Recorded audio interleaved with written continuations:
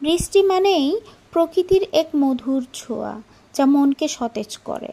বৃষ্টি যেন সুখ দুঃখের এক মিশ্র অনুভূতির নাম। কখনো এটি প্রেমের গল্পের শুরু, আবার কখনো এটি একাকিত্বের সঙ্গী। বৃষ্টির প্রতিটি ফোঁটা যেন এক একটি কবিতার শব্দ। আজকের দিনটায় এক অদ্ভুত প্রশান্তি অনুভব করছি, ঠিক যেমন করে বৃষ্টির ছন্দময় ঝর্ণা মনের ভেতর শান্তি নিয়ে আসে।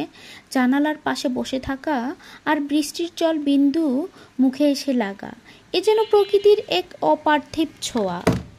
টিনের চালে বৃষ্টির বিন্দু শব্দ আর কম্বলে মুড়ে ঘুম।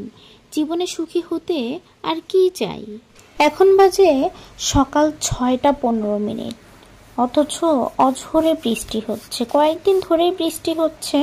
গতকালও আমি খুব ভোরে উঠে দেখেছি বৃষ্টি, তাই ভেবেছিলাম যে অফিসে কিভাবে যাব। আজকেও সেই সেম চিন্তাই করছি।